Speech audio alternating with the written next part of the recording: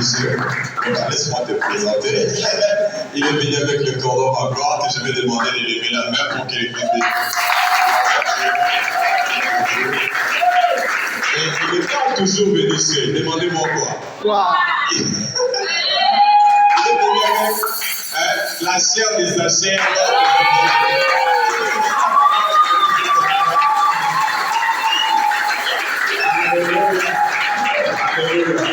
Donc, ils sont venus pour là, respect. Alléluia. Amen. Alors, nous allons laisser la parole à l'homme de Dieu.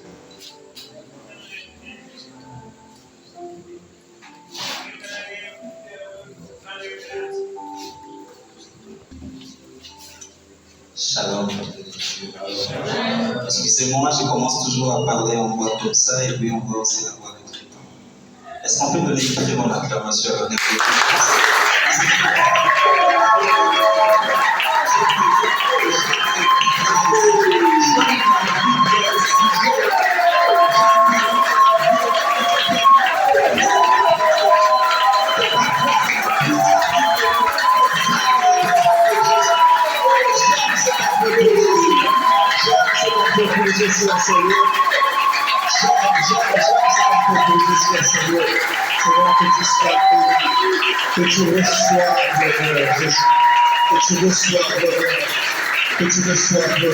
que tu reçois le Jeanne a versé la Bible qui dit: lorsque vous élèverez les fils de l'homme, lorsque vous élèverez les fils de l'homme, vous connaîtrez ce qu'il est. Tu connaîtras ce qu'il est. Et ce soir, tout ce que nous sommes venus faire, c'est juste pour élever ces fils de l'homme. Et lorsque je dis élever ces fils de l'homme, j'aime bien un chant qui parle d'élever les fils de l'homme. Je ne sais pas trop chanter, mais j'aimerais faire ça avec toi. Est-ce qu'on peut faire ça ensemble? J'aimerais qu'on se tienne debout, qu'on fasse ça ensemble. On va juste élever le nom de Jésus. Te koto mola, Yesu, Yesu. Te koto mola, Yesu, Yesu. Bisoto ye koto mola, Yesu, Yesu. Te koto mola, Yesu, Yesu. Père, c'est toi que nous sommes venus élever en ces lieux. Alors, Esprit de Dieu, viens mouver en ces lieux. Alors que la terre était encore vide de l'Esprit de l'Éternel, tu mouvais sur les yeux. Alors que l'il y a une forme, Père, nous te prions que ton esprit mouve en ces lieux. Ton esprit amène la vie. Ton esprit amène tout ce que nous cherchons. Ton esprit amène même le thème de ce soir. Voilà pourquoi nous recommandons tout entre tes saintes mains.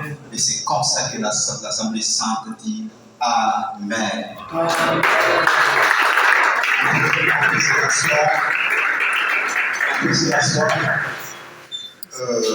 Je rends grâce à Dieu pour le moment qu'il nous accorde, moi et vous, de nous retrouver tous ensemble en ces lieux pour parler de la part de Dieu. Vous savez, nous sommes humains.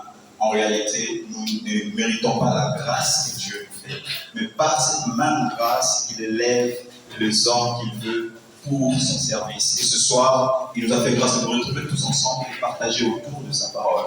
Mes remerciements vont également à l'endroit de l'homme de Dieu, Jonathan Okunji, qui nous a fait confiance, qui nous a fait participer à ces programmes. Je suis convaincu que les dieux qui marchent avec Mébèque, les dieux qui marchent avec nous, ne décidera pas de nous faire du bien. Amen. Ainsi que merci à mes deux collaborateurs qui m'ont accompagné, ainsi qu'à tout le monde qui est ici présent. Laissez que notre Dieu soit avec vous. Alors, on va prendre nos Bibles. On va commencer par les versets qui nous a été, les passages qui nous a été recommandés. C'est Psaume 68, le verset 29. Psaume 68, le verset 29. Psaume 68, le verset 29. On va aller un peu plus rapidement, le message est un peu long, on va essayer de faire par grâce de Dieu et de condenser cela. Je lis au nom de Jésus. La Bible dit: ton Dieu ordonne que tu sois puissant. Affermis, ô Dieu, ce que tu as fait pour nous. C'est la première phrase qui m'intéresse le plus dans ce. C'est que la Bible dit, ton Dieu ordonne que tu sois puissant. On va essayer de jumeler cela avec quelques versets aussi dans la Bible. J'aime ce séminaire parce qu'il est appelé séminaire biblique. Alors, on va faire quelques exercices et lire quelques passages dans la Bible qui vont nous aider à comprendre le message que Dieu nous a donné ce soir. Et le deuxième verset que nous allons lire, je suis dans le livre de 2 Timothée. 2 Timothée chapitre 2.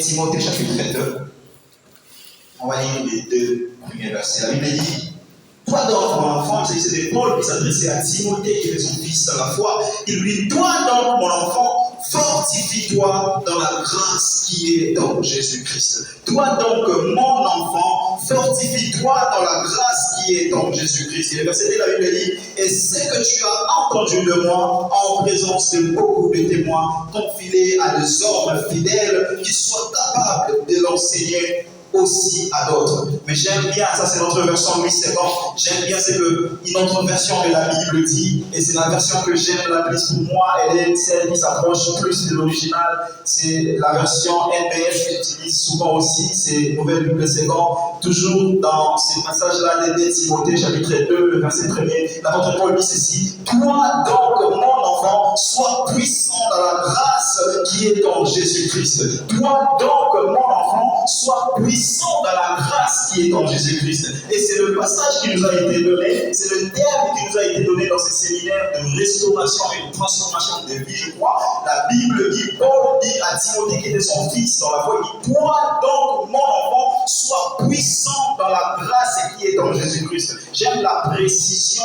Lorsque la Bible dit dans le livre de Timothée qu'il y a un seul médiateur qui existe entre Dieu et les hommes, il dit Jésus-Christ et il précise l'homme. J'aime les précisions qui existent exactement dans ces livres de Timothée. Lorsque Paul s'adresse à Timothée, il ne lui dit pas sois puissant dans la grâce seulement, mais il ajoute sois puissant dans la grâce qui est en Jésus-Christ. Il voulait dire en quelque sorte à Timothée que cette grâce à laquelle je te parle, il ne s'agit pas de la grâce que tu obtiens de moi qui suis ton Père, il s'agit de la grâce que tu obtiens en Jésus-Christ. Et lorsqu'il lui dit cela, au verset 2, il complète en lui disant ceci, et ce que tu as entendu de moi, en ce moment, il parle de lui. D'abord, il dit sois puissant dans la grâce qui est en Jésus. Et après, il vient parler de lui pour lui dire ce que tu as entendu de moi en présence de beaucoup de témoins, confie-les à des grands, à des hommes qui sont dignes de confiance et qui eux aussi peuvent le transmettre aux autres. D'entrée de jeu, je voudrais te dire que la grâce de Dieu accompagne chaque homme qui est en Jésus. Et lorsque la grâce de l'Éternel t'accompagne, je voudrais que tu saisisses ce que Paul dit à Timothée, lui dit, et ce que tu as entendu de moi, confie-les à des hommes qui eux aussi seront capables de les confier à d'autres. Et le terme qui nous a été donné ce soir, c'est sois puissant dans la grâce. Dans quelle grâce? La grâce qui est en Jésus-Christ. Sois puissant dans la grâce. Et lorsque nous parlons de ce terme, sois puissant dans la grâce, il y a 2 mots qui me frappent personnellement, directement, c'est la puissance et la grâce. C'est quoi la puissance? C'est quoi la grâce? Dans notre introduction, j'ai dit, la personne qui a la puissance, la personne qui est puissante, c'est comme quelqu'un qui a le pouvoir. La personne qui a la puissance, comme je disais, c'est comme quelqu'un qui a de l'autorité. Mais la personne qui a la puissance, c'est évidemment comme quelqu'un à qui on investit. C'est comme une cérémonie d'investiture. Et quand Paul dit à Timothée, sois puissant, c'est comme si c'était une cérémonie d'investiture de pouvoir. Il dit, sois autoritaire dans tout ce que tu feras. Sois réussi dans tout ce que tu vas faire. Sois puissant. Mais il ne dit pas seulement sois puissant, il dit sois puissant dans la grâce. Donc il est important que l'on se pose des questions. De quelle grâce Paul dit que Timothée est être puissant? Dans quelle grâce? Et il précise, dans la grâce qui est en Jésus-Christ. La grâce que toi et moi, toi mon fils, c'est ce que moi, ton père, trouvons tous ensemble en Jésus-Christ. Et c'est quoi la grâce que nous trouvons en Jésus-Christ? C'est quoi cette grâce? Je ne veux pas aller dans les dictionnaires trouver des choses, je ne sais pas moi comment je pourrais les trouver, mais je vais prendre quelque chose qui va nous aider, je vais dire, de définir la grâce, toujours comme l'apôtre Paul est en train de s'adresser à Timothée. Je vais prendre 2 Timothée, je crois, le chapitre 1er, le verset 13. jusqu'au verset, non, je vais lire 1 Timothée, chapitre 1er. 1 Timothée, chapitre 1er, le verset 13. La Bible dit ceci: en m'établissant dans le ministère, moi qui étais auparavant un blasphémateur, un persécuteur, un homme violent, mais j'ai obtenu miséricorde parce que j'agissais par ignorance et par l'incrédulité. Il dit par la suite: et la grâce de notre Seigneur a surabondé avec la foi et la charité qui est en Jésus. Paul dit à Timothée: moi qui autrefois j'étais un homme violent, moi qui autrefois j'étais un persécuté, moi qui autrefois j'étais un blasphémateur, mais la grâce de l'Éternel m'a surabondé. La grâce de l'Éternel m'a surabondé, il m'a donné un ministère. Et Paul était en train de dire en quelque sorte à Timothée qu'en réalité, je ne méritais pas ça, mais la grâce m'a fait mériter ce que j'ai aujourd'hui. Parce que lorsque Paul enseigne à Timothée, il lui dit: je suis ton père. Moi, il appelle: toi, mon enfant soit puissant dans la grâce. Parce qu'il voulait lui dire que je suis ton père. Parce qu'un jour, en réalité, je ne devais pas l'être, mais un jour, il y a eu un homme qui a vu quelque chose en moi, malgré que j'étais violent, malgré que j'étais blasphémateur, malgré que j'étais persécuté. Sa grâce m'a localisé, et m'a donné un ministère, et ce ministère me permet d'avoir des enfants comme toi, Timothée. Et voilà pourquoi il dit: ce que tu entends de moi, toi aussi enseigner à d'autres. Eux aussi seront capables de les enseigner à d'autres. Et donc, si nous croyons par rapport à ce que Paul dit à Timothée, nous pouvons définir la foi simplement comme une faveur imméritée. Que Paul ne mérite pas. Ni moi, ni Timothée, ni toi, ni moi ce soir, personne ne mérite cette grâce. Et cette grâce est tout simplement en Jésus-Christ. Cette grâce, tu ne l'obtiens pas du cordon journal, tu ne l'obtiens pas de n'importe qui ici, tu l'obtiens seulement en Jésus-Christ. Paul, qui était le père de Timothée, ne dit pas la grâce que tu reçois de moi, il dit la grâce qui est en Jésus-Christ. Et ce soir, j'aimerais dire à quelqu'un que nous voudrons tous être gracieux de Jésus-Christ. Amen. Mais il y a quelque chose que je voudrais te dire par rapport à la grâce. Vous savez, j'aime donner une image d'un homme qui marche sur un chemin. Il marche, il va quelque part, et puis finalement, il se perd. Pourquoi? Parce qu'il ne savait pas où il allait. Très généralement, lorsque nous marchons sur un chemin, si c'est un chemin que nous avons l'habitude de faire, nous connaissons souvent ce qu'il y a devant, mais les réalités spirituelles, parfois, nous ignorons. Et il y a un homme qui peut marcher sur un chemin sans savoir où il va.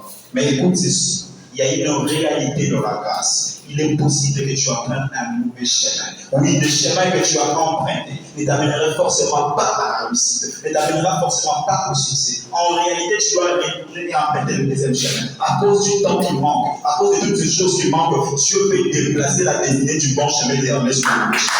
C'est ça qui s'appelle grâce. Il est possible que tu vives ces choses seulement si tu vis dans la grâce. Et ces choses, moi, je l'appelle le fruit de la grâce. Le fruit de la grâce. Et ce soir, Dieu me dirige à parler exactement du fruit de la grâce. Mais mon sous-terme, le sous-terme que Dieu m'a donné ce soir, ça se trouve toujours dans les versets que nous avons déjà dit, c'est que ton Dieu ordonne que tu sois productif. Ton Dieu ordonne que tu sois productif. C'est vrai, Paul pouvait dire à Timothée, sois puissant dans la grâce. Mais ce soir, Dieu nous dit, nous devons être productifs. Bien que j'ai compris, tout simplement être productif, mais tu peux ajouter dans ton cahier, être productif dans la grâce qui est en Jésus-Christ. Et oui, ce soir, lorsque j'ai dit, on parlait de fruits de la grâce, parce que parmi les fruits de la grâce, il y a la puissance. Parmi les fruits de la grâce, il y a la productivité. Parmi les fruits de la grâce, il y a la multiplication. Parmi les fruits de la grâce, il y a toutes ces choses que nous avons. Et ce soir, le fruit de la grâce que nous avons exploité, c'est la productivité. Et ton Dieu ordonne que tu sois productif. C'est quand ton Dieu ordonne que tu sois puissant. Oh, j'aimerais dire tout simplement une chose, être puissant, c'est aussi être productif. Lorsque Dieu, après avoir créé l'homme, après avoir créé la femme, il dit, soyez féconds. Oh, c'est comme soyez productifs. C'est vrai, lorsqu'on parle aujourd'hui de la productivité que Dieu a dit à l'homme, on a l'habitude de croire qu'il s'agit tout simplement de donner les enfants, il dit multipliez-vous. Non, lorsqu'il dit multipliez-vous, il voulait aussi dire en quelque sorte ce que vous avez appris de moi, enseignez-le aux autres. Comme Paul pouvait dire à Timothée, ce que tu as appris de moi, enseigne aux autres. Ceux qui seront aussi capables de les enseigner aussi aux autres, afin que nous soyons en train de nous multiplier. Oh, je me le dis à une personne, que l'exemple par excellence de la productivité, c'est Jésus-Christ. Lorsqu'il vient sur terre, la Bible dit, c'est vu pour la première fois en church que les disciples ont été reconnus comme chrétiens. C'était parce que Jésus était passé par là. Ça veut dire en quelque sorte que Jésus était venu seul. Mais lorsqu'il est parti, il n'a pas laissé seulement lui-même ici-bas, comme on peut parler de l'Esprit Saint. Il a laissé une multiplication. Il s'est produit. Lorsqu'il vient, il commence par choisir les 12. Il choisit les 12, il les donne le ministère. Comme Paul qui dit à Timothée, ce que tu entends de moi, transmets-le aux autres. Comme Jésus qui disait à ses disciples, allez et faites de toutes les nations mes disciples. Et lorsqu'il est parti, aujourd'hui, toi et moi, nous sommes de chrétiens parce qu'il y a eu un Jésus qui est venu et qui a accepté de se multiplier. C'est vrai qu'il est le seul homme qui nous parle exactement en détail de Dieu, mais par révélation, moi et toi, nous parlons aussi de Dieu. Parce qu'il y a eu Jésus-Christ de Nazareth qui a accepté d'être productif. Il est venu, il a donné sa vie pour sur la croix pour que moi et toi, nous soyons aujourd'hui chrétiens. Et aujourd'hui, on va exploiter cela. On va se poser 3 questions tout simplement. C'est vrai, on dit, ton Dieu ordonne que tu sois productif. Mais la première question que tu te poses, que je me pose aussi, pourquoi dois-je être productif? Pourquoi moi, le frère Jonathan, dois-je être productif? Pourquoi dois-je être? C'est vrai, c'est les dieux qui ordonnent que je sois productif. Oui, Dieu, mais écoute, tu m'ordonnes d'être productif, mais pourquoi? Quand même, j'ai aussi le droit de savoir pourquoi je dois être productif. Écoute, Dieu t'ordonne pour que tu sois productif. Parce qu'effectivement, la première des choses, c'est qu'il a attaché à toi une destinée, une mission que tu dois accomplir. Et que pour cela, tu dois être puissant. Pour cela, tu dois être productif. Oh, j'aime une histoire dans la Bible. Dieu prévoit tout. Dieu prévoit tout. Lorsqu'il commande les enfants d'Israël, il les livre 40 ans aux Philistins. Il va donner un enfant à une femme stérile. L'enfant s'appelait Samson. Et il dit à cette femme, c'est cet enfant qui délivrera les enfants d'Israël d'entre les mains des Philistins. C'est vrai, on peut parler de la fin de Samson, mais Dieu avait tout prévu. Et je voudrais te dire ce soir, Dieu avait déjà prévu que les enfants d'Israël sortiront de l'Égypte. Mais pour que les enfants d'Israël sortent de l'Égypte, il fallait que Abraham soit productif. Je sais que tu te poses la question, mais c'était Moïse. C'était Moïse qui a sorti les enfants d'Israël. Oui, c'était Moïse. Mais je vais te dire quelque chose. Je ne sais pas si tu as déjà lu ça comme moi. Quelque part, la Bible dit que lorsque Moïse était en chemin, en train d'aller exactement en Égypte, alors qu'il se reposait quelque part, l'Éternel l'a attaqué pour le mettre à mort. Mais Jésus, mais Dieu, regarde, tu viens à peine de lui donner une mission. Tu dis, va vers mon peuple. Mais pourquoi tu l'attaques pour le mettre à mort? Mais j'aime ce qui se passe par la suite. Dès que l'Éternel l'attaque pour le mettre à mort, il y a directement Séphora, sa femme, qui intervient et qui circoncise quelque chose. Mais comment? C'est d'où vient cet instinct directement qui pousse Séphora à circoncire directement le fils? Est-ce que quelqu'un peut se dire au-dedans de lui, parce qu'Abraham était productif? Je vais te dire comment Abraham a été productif. Je sais que tu connais les enfants d'Abraham. Tu connais bien qu'Abraham avait Isaac, mais il avait aussi Ismaël. Mais je crois, dans Genèse chapitre 25, le verset 1er, la Bible dit, Abraham a encore pris une autre femme qui s'appelait Kétura. Et avec Kétura, il a eu 6 enfants. Et parmi ces 6 enfants, il y a un homme qui est sorti de ces enfants qui s'appelait Madia. Et Madia, c'est lui l'ancêtre du madianisme. Tout est venu Jéthro. Jéthro qui était le père de Séphora. Et lorsque Abraham était en train de circoncire ses enfants, oh, c'est lui qui était appelé Madia, qui était aussi son enfant, a vu cela. Il a vu son père. C'est vrai parce qu'il était de l'alliance des Juifs. La circoncision était quelque chose qui était donné justement aux Juifs. Mais Madia a vu cela. Et il a amené cela. Il a continué à circoncire ses enfants jusqu'à ce que Jéthro va naître. Et quand Jéthro va naître, va voir exactement que nous on fait ceci. Séphora était une femme, elle n'était pas concernée par la circoncision, mais le fait qu'il a grandi dans la maison de Jéthro qui était son père, il a vu son père circoncire ses enfants et ses nièces, ses enfants et ses neveux, et il a compris que dans la culture juive, il faut circoncire des enfants. Et lorsque Dieu attaque Moïse pour le mettre à mort, Séphora comprend directement que c'est parce que nous n'avons pas circoncis quelque chose. Et sur place, lorsqu'il prend les couteaux, il coupe la prépuce de l'enfant. Et la Bible dit, Dieu a arrêté de tourmenter Moïse. Et c'est lorsqu'ils se sont réveillés le lendemain que Moïse a continué le chemin. La suite, nous les connaissons, que ce fut Moïse qui a libéré les enfants d'Israël de main de Pharaon. C'est ce que vous voulez dire. Bien-aimé, si tu ne veux pas être productif dans ce que Dieu t'a donné, ta descendance respirera en Égypte. Il a fallu que Abraham se décide d'être productif pour que plus tard un homme au nom de Moïse vienne sauver sa descendance en Égypte qui est un esclave. Amen. Bien-aimé, sois productif. Dans ce que Dieu t'a donné, sois productif. Dans ce que Dieu t'a permis d'avoir, de faire, sois productif. Je ne veux pas que quelqu'un me dise, moi, je ne sais pas ce que je suis. Je ne sais pas les talents que j'ai. Dieu ne peut pas te créer sans te donner quelque chose. Il a créé quelqu'un, il a créé chaque personne avec une mission. J'aime ce qu'il dit dans Jérémie, je connais le projet. Et ce projet n'écarte personne. Ces projets de l'Éternel dans la vie de quelqu'un n'écarte personne. Il t'a créé pour un projet, pour un but qui est effectivement d'accomplir une mission que l'Éternel t'a donnée. Et oui, si un jour les enfants d'Israël ont été libérés par Moïse, effectivement, parce que Abraham avait décidé d'être productif. Si toi aussi, tu veux qu'un jour, que l'on parle de toi, que ta descendance parle de toi, qu'on se souvienne de toi, décide-toi d'être productif. Il y a souvent des choses que nous entendons. Moi, à te former, ils ont un bilot comme il parlait, comme il savait, tu iras comme ça dans le tombeau. La personne que tu vas former, si tu vas former 6 choses, lui aussi va former 3, il garde 3. Il ira avec ces 3 dans le tombeau. Et la personne qui a formé 3 va former 1, il garde 2. Il va avec 2 dans le tombeau. Et la dernière personne qui n'a reçu que 1 ne forme pas, il va avec ça dans le tombeau. Et finalement, toute la descendance est nulle. Mais lorsque tu connais ce que tu vaux, ce que tu as reçu de Dieu, enseigne-le aux autres. Comme Paul dit à Timothée, ce que tu as reçu de moi. Il ne dit pas la partie de ce que tu as reçu de moi. Il dit ce que tu as reçu de moi. Enseigne-le à ceux qui sont capables de les transmettre aussi. Et donc ce soir, j'aimerais dire à quelqu'un pourquoi tu veux être productif. Je vais dire beaucoup de choses, mais simplement ceci. Si tu ne veux pas l'être, ta descendance restera en Égypte, en esclavage. Et il faut que tu sois productif pour qu'un jour, un Moïse naisse au travers de toi et qui vienne les enfants d'Israël qui sont en Égypte. Et pour toi, tu vas être productif. Oh, je ne sais pas dans quel domaine tu vas être productif. Lève-le demain. N'est-ce pas qu'elle est déjà bénie?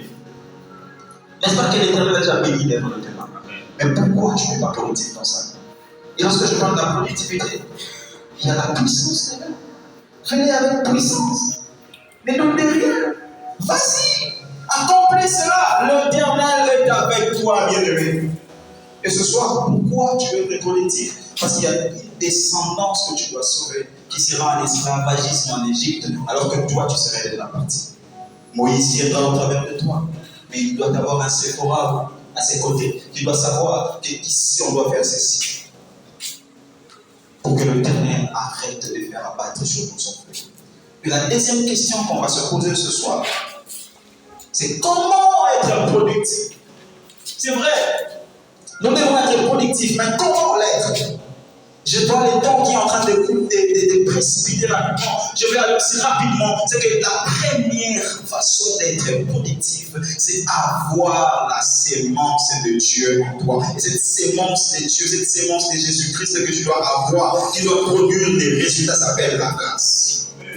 Et ce soir, je suis venu enseigner à quelqu'un que la meilleure manière d'être productif, c'est avoir la grâce. Et lorsque Paul s'adresse à Timothée, il lui dit, au premier verset, il dit, toi donc, mon enfant, sois puissant dans la grâce qui est en Jésus-Christ. Et à la fin, il lui dit, ce que tu as entendu de moi, prends-le aussi aux autres. Il voulait dire en quelque sorte à Timothée, tu es puissant. En fait, il n'était pas en train de lui dire qu'il faut aller chercher la puissance ailleurs, il faut aller chercher la puissance je ne sais où. Il voulait juste éveiller sa conscience que tu es puissant. Manifeste cette puissance par la grâce. Prends ce que je t'ai enseigné. Enseigne-les aussi aux autres, parce qu'eux aussi, ils vont l'enseigner aux autres et il y aura multiplication de chrétiens.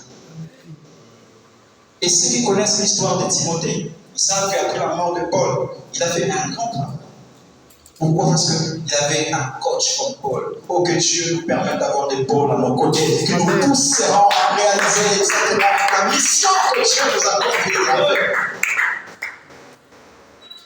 Oui, Timothée avait Paul. Et cela l'a permis d'être puissant. Et j'étais en train de dire, la première façon d'être productif, c'est d'avoir la sémence. Oh, lorsqu'on parle de la productivité, or, la plante ne peut pas donner de fruits si ça n'a pas commencé par une sémence. Il faut qu'il y ait une sémence. La sémence s'appelle la grâce. Mais quelle grâce? La grâce qui est en Jésus-Christ. C'est cette grâce que nous appelons ce soir la sémence qui te permettra le lendemain d'être productif. Oui, premièrement, c'est avoir la sémence. Mais deuxièmement, c'est être conscient de la sémence qu'on a en nous. Écoutez, l'inconscience ferait en sorte que tu as tout ce que tu as besoin, mais tu ne sais pas produire avec ça. Tu as tout ce que tu as besoin pour être productif, mais tu n'es pas toujours productif. Je vais vous illustrer ça par une histoire que vous connaissez tous dans la Bible, que nous aimons tous. D'habitude, nous allons dire, c'était le premier miracle de Pierre. Oui, mais il y a eu quelque chose qui s'est passé ce jour-là. Il y a quelque chose que Pierre nous enseigne ce jour-là. Lorsqu'il se présente, lui et Jean, devant cet infirme, il lui dit, je n'ai ni argent, ni or, mais c'est que j'ai, je te le donne. Je n'ai ni argent, ni or, c'est que j'ai, je te le donne. Écoute, il n'a pas dit, je n'ai ni or, ni argent. Il a dit, je n'ai ni argent, ni or. Quelqu'un me dira, mais c'est la même chose. Non, ce n'est pas la même chose. Pierre était en train de catégoriser la valeur. Il voulait dire en quelque sorte, je n'ai ni argent, mais j'ai mieux que l'argent. Je n'ai non plus mieux que l'argent qui est l'or. Mais je n'ai aussi mieux que l'or et l'argent. C'est ce que j'ai en moi. Et ce que j'ai en moi, je te le donne. Et c'est là où je peux toi et moi. Que l'argent, oui, c'est bon. L'or, oui, c'est bon. Mais j'ai quelque chose en moi qui te permettrait, toi, de te relever et d'aller chercher l'argent, et d'aller chercher l'or. Avoir la conscience de ce que l'on a. Pierre avait la conscience de ce qu'il a. Il ne fait pas des choses en vain. Il ne dit pas argent, or, juste. Il pouvait bien dire or, argent. Mais il voulait dire l'or vaut mieux que l'argent. Mais ce que j'ai vaut mieux que l'or, vaut mieux que l'argent. Voilà pourquoi je te donne ce que j'ai. Parce que tu te lèveras, tu marcheras toi-même, tu chercheras l'argent, tu chercheras l'or. Et donc, il est important pour que tu sois productif, après avoir eu la sémence en Jésus-Christ. Et pour avoir cette sémence, il faut accepter Jésus-Christ comme Seigneur et Sauveur. Il faut accepter Jésus-Christ comme Seigneur et Sauveur. Et lorsque tu l'acceptes comme Seigneur et Sauveur, il envoie sa grâce au milieu. Il t'envoie sa grâce. Et lorsqu'il t'envoie cette grâce, sois conscient de ce que tu as. Sois conscient de ce que tu as reçu de Dieu. Et sois productif dans cela. Je n'ai ni argent ni or, mais ce que j'ai, je te le donne. Et la troisième façon d'être productif, c'est de rester constamment dans la présence de Dieu. De rester constamment dans la présence de Dieu. Tu dois rester constamment dans la présence de Dieu. Je peux bien donner beaucoup d'exemples, mais j'aimerais qu'on lise des passages dans la Bible que j'aime beaucoup. Est-ce qu'on peut prendre le livre de Marc, chapitre 11, verset 12 à 14, une histoire que tous nous connaissons. Mais j'aimerais nous expliquer quelque chose dans ce passage-là. Marc, chapitre 11, verset 12 à 14. La Bible dit, le lendemain, après qu'ils furent sortis de Béthanie, Jésus eut faim. 13. Apercevant de loin un figueux qui avait de feuilles, il alla voir s'il trouverait quelque chose. Et s'en étant approché, il ne trouvant que de feuilles. Car, j'aime cette précision, on dit, car ce n'était pas la saison de figues. On reviendra sur ça. Mais j'aimerais qu'on continue la lecture. La Bible dit, car ce n'était pas la saison de figues. Et puis, au verset 14, il dit, prenant la parole, il lui dit que jamais personne ne mange de ton fruit. Et ses disciples l'entendirent. Les lendemain, lorsque les disciples sont passés par là, ils ont rendu compte que les figuiers étaient séchés. Et nous disons, Dieu avait maudit les figuiers. Mais on va prendre un autre verset. Oh, Saint-Esprit de Dieu. On va prendre un autre verset. Luc chapitre 13. Luc chapitre 13. Je vais lire le 6e verset jusqu'au 6e jusqu'au 9e verset. La Bible dit, il dit aussi cette parabole. Un homme avait un figuier planté dans sa vie. Il avait un figuier planté dans sa vie. Ça, c'est Jésus qui dit la parabole. Il avait un figuier planté dans sa vie. Il vient pour chercher du fruit et il n'en trouva point. Alors, il dit au vigneron, voilà 3 ans que je viens chercher du fruit à ces figuiers et je n'en trouve point. Couplet, pourquoi occupe-t-il la terre inutilement? J'aime la suite. Au verset 8, la Bible dit, les vignerons lui répondirent, Seigneur, laisse-les encore cette année. Je creuserai tout autour et je mettrai du figuier. Pendant à l'avenir, donnera-t-il du fruit? Sinon, tu le couperas. Il lui dit, laisse-les juste une année. Mais il ne dit pas laisse-les comme ça, il va se battre. Il dit, je vais creuser un peu tout autour et je vais mettre du figuier. Je vais poser une question simple. Jésus, tu maudis les figuiers de Marc, il ne donne plus de fruits. Parce que tu es venu chercher le fruit dans ces figuiers, tu n'as pas vu. Mais pourquoi les figuiers de Luc, toi tu décides en ce moment-là de lui laisser encore une année? Oh oui, je vais t'expliquer la différence de ceci. Écoute, en Israël, les figuiers avaient l'habitude de pousser les longs de chemin. En Israël, les figuiers poussaient les longs de chemin. Et lorsque la Bible dit dans Marc que Jésus a pris Béthanie, lorsqu'il sortit, il a aperçu de loin, et long de chemin, il a aperçu un figuier. Et il s'approche de ce figuier, mais il n'y trouve rien. Et qu'est-ce qu'il fait? Il maudit ce figuier. Mais lorsqu'il dit la parabole dans Marc, dans Luc, il dit ceci: un homme avait planté un figuier. Vous sentez la différence? Il dit, ce n'est pas poussé dans la rue, mais un homme l'a planté dans sa vie. Et à cause du fait que l'homme avait planté, directement, ça a changé la nature du figuier. C'est vrai, dans sa vie, on ne devait pas trouver de figuier. On devait trouver d'autres fruits de la vie. Mais on vient trouver des figuiers parce qu'il a fait exprès de planter le figuier dans sa vie. C'est ce qui veut dire, le figuier n'était pas sur le chemin, il était placé dans la vie.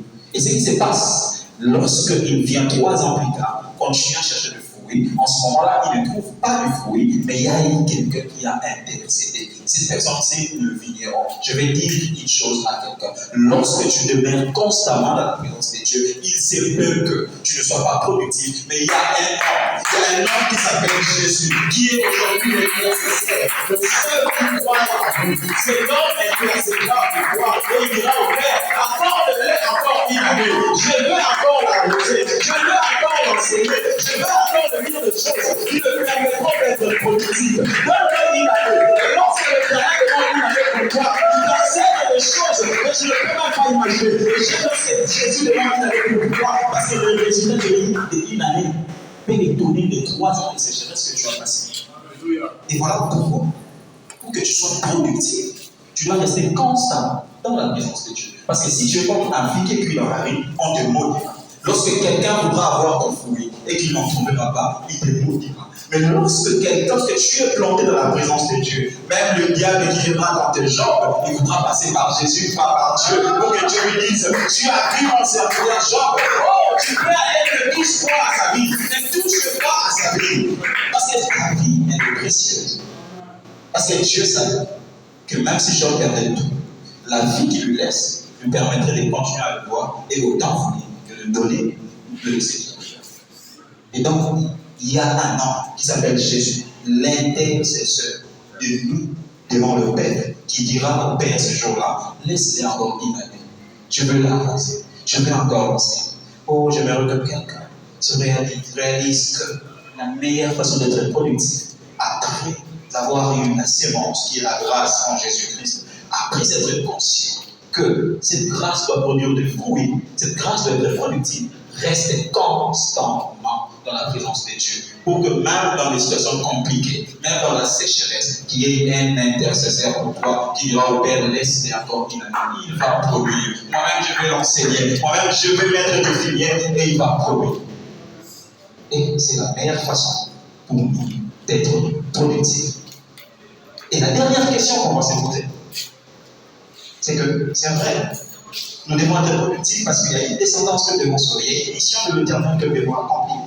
Et on nous a dit, pour l'être, il faut qu'on ait la sémence, il faut qu'on soit conscient de cette sémence. Et il faut que l'on reste constamment dans la présence de Dieu. Mais pourquoi moi, malgré tout ça, je le fais? Je suis toujours dans la présence de Dieu. J'ai la conscience de ce qu'il est en moi. Je sais tout ça. Mais pourquoi ne suis-je toujours pas productif? Et c'est la question que je vous pose. Qu'est-ce qui nous empêche d'être productifs? C'est la troisième et dernière question. Et après cela, on va prier le dernier. C'est la troisième et dernière question. Qu'est-ce qui t'empêche? Je te pose cette question ce soir. Qu'est-ce qui t'empêche d'être productif? Oh, tu as la sémence, la grâce de l'Éternel qui est descendue sur toi. Tu as été conscient. Oui, tu as cette sémence. Mais pourquoi n'es-tu pas productif? La première des choses qui entrave la productivité dans ta vie, c'est le doute. C'est le doute. Il n'y a pas de miracle à faire. À chaque fois que tu vas douter, la montagne se déplacera. Tu peux avoir la foi, comme la Bible le dit, plus grand que les grains de sénévé. Mais tant que tu doutes, cette montagne restera là. Il y a une histoire qu'un homme de Dieu m'a raconté un jour. Il dit, un homme de Dieu, il arrive devant, il plante à sa parcelle avec sa femme. Il dit, on va expérimenter. Après avoir prêché sur la foi, il dit, aujourd'hui, on va expérimenter cela. On va dire à cet arbre de quitter ici, d'aller se jeter quelque part. Et ils ont fait cela. Et ils sont entrés dans la maison. Ils ont dit, demain matin, quand on va se réveiller, on verra plus cette plante. Et lorsqu'ils viennent le matin, ils trouvent la plante. Ils se posent des questions. Pourquoi cette plante ne s'est-elle pas déplacée? Et puis le pasteur qui dit, moi je savais qu'elle n'allait pas se déplacer. Oh, lorsque tu doutes déjà comme ça, elle ne se déplacera jamais. Il faut que tu crois exactement dans ton cœur que la sémence que j'ai donnera de fruits. Et le doute t'empêchera d'être productif.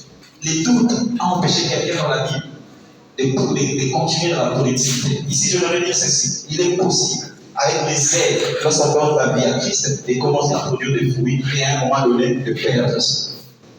Et c'est plus le cas avec un homme dans la Bible. La Bible dit, lorsque Jésus a suivi ses disciples, vu qu'il faisait tard et qu'il était déjà loin, il a marché sur les eaux. Et lorsqu'ils ont vu, ils ont cru que c'était un fantôme. Et en ce moment-là, Pierre, comme il était le plus courageux, il était le plus sensible, il dit, si c'est toi, ordonne. C'est le verbe que nous sommes en train d'utiliser ce soir. Ton Dieu ordonne que tu sois productif. Et il dit, si c'est toi, Seigneur, ordonne que je vienne. Effectivement, lorsque Dieu ordonne, ça s'accomplit. Et lorsque Dieu te dit, sois productif, tu le seras. Si tu réalises exactement ce qui est en toi, et lorsque Jésus a dit à Pierre, viens vers moi, elle lui dit, Pierre a marché sur les eaux. Effectivement, c'était un grand danger parce que c'était un péché. Mais en ce moment-là, tout ce qu'il avait de la nage devait être mis à côté. Parce qu'il y avait un homme plus puissant que la nage, plus puissant que la mer, qui avait ordonné Pierre. Et en ce moment-là, Pierre commence à marcher. Mais après un temps, il commence à s'enfoncer. Et le premier réflexe, il crie au secours. Et l'Éternel le vient au secours. Mais j'aime, lorsqu'il le vient au secours, il lui dit, oh, de peu de foi, pourquoi as-tu douté? Et le doute a commencé à faire avancer ton pied.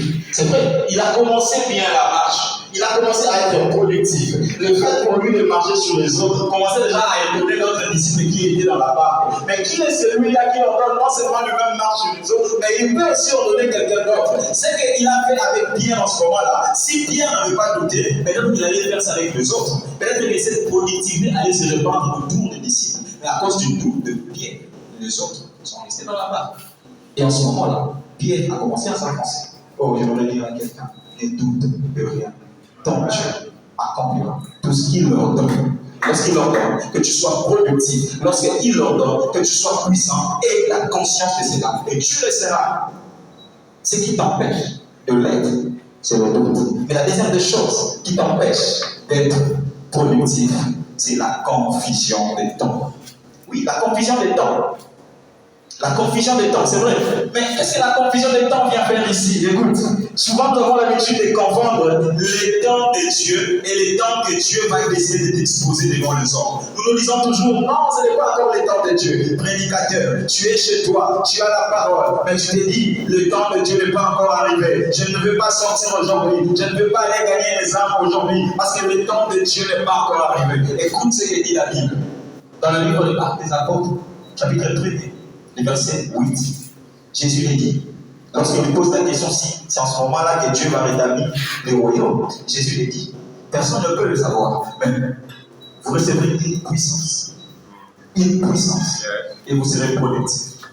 Et la production que Dieu disait ici, c'est que vous serez maintenus, vous irez. Ça veut dire en quelque sorte que dès que vous recevez la puissance de Dieu, vous devez être productif. Combien de gens dorment ici? Quand je suis venu, j'ai senti que tout le monde parlait en langue. Quand j'ai senti que tout le monde priait en langue. Et dans notre église, dans nos églises charismatiques, nous disons que le premier signe qui accompagne le baptême de cet esprit, c'est de parler en langue. Dès que l'homme parle en langue, nous avons l'assurance que l'esprit sait et que ça diminue. Mais pourquoi tu parles en langue et tu parles productif? Alors que ici, Jésus dit à ses disciples, dès le moment que l'esprit descend sur toi, tu es directement mon témoin.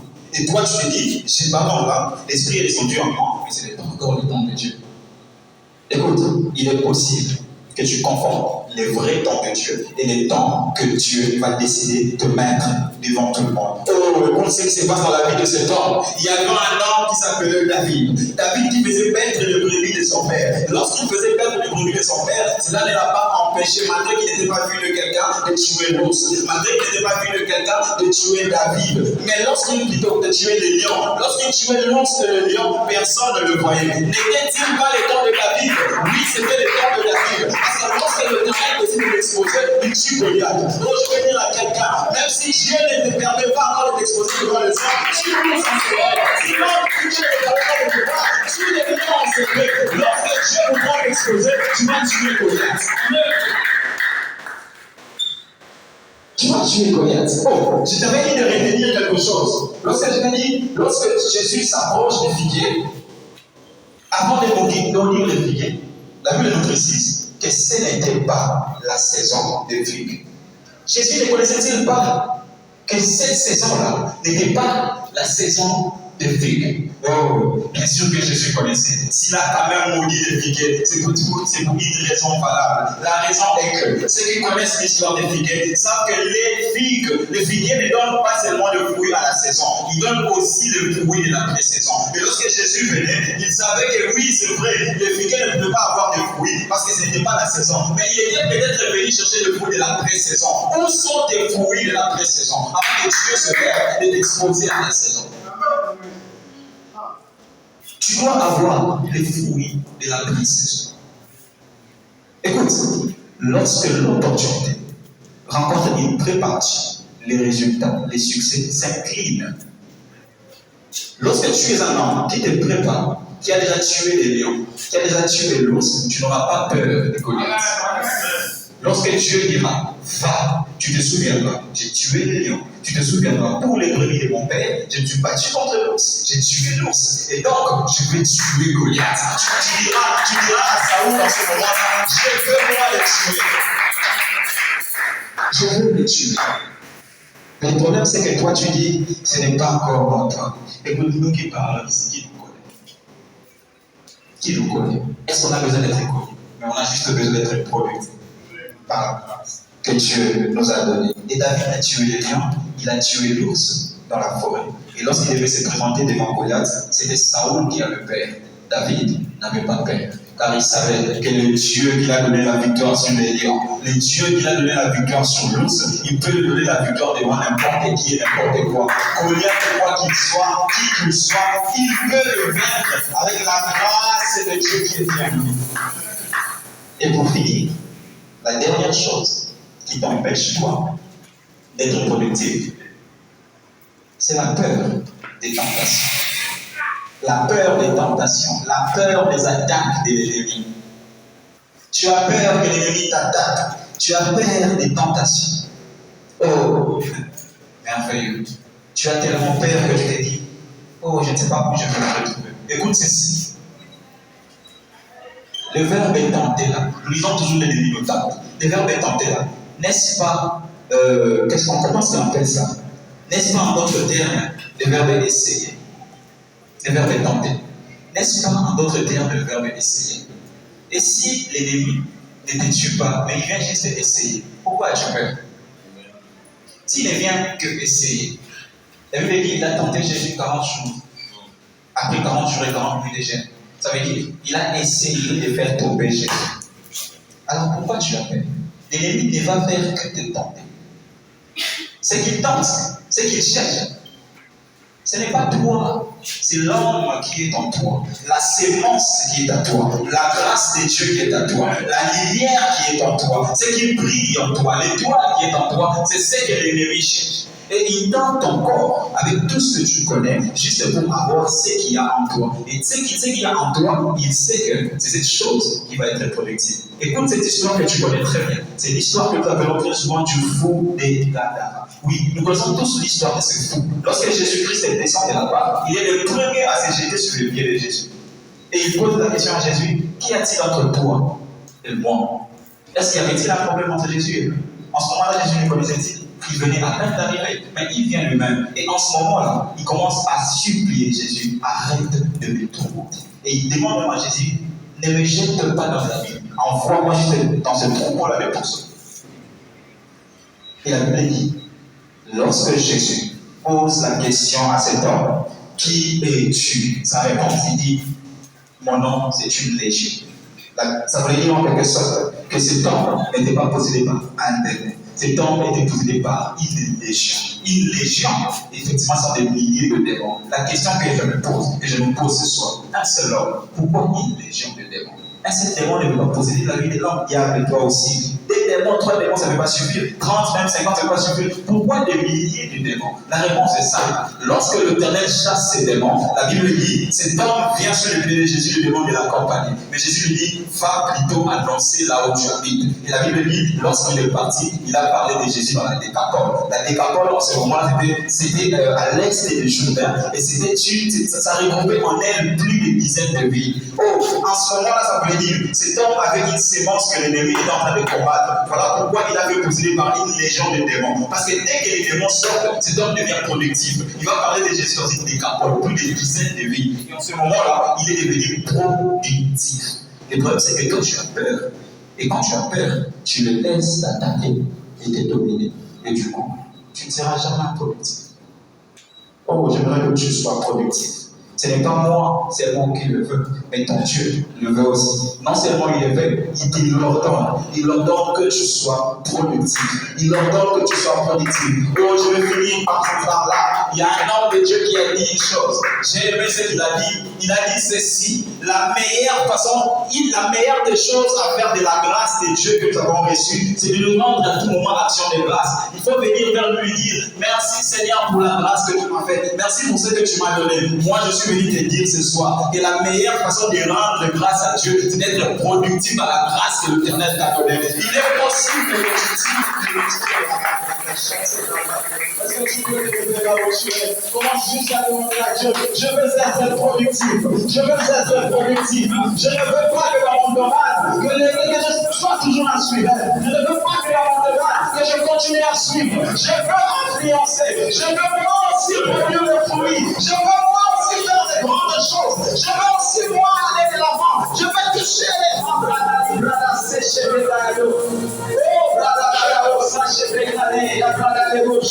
Il y a la puissance de Dieu qui peut se répandre. Il ne faut que grâce personnelle en ce moment. Cette grâce-là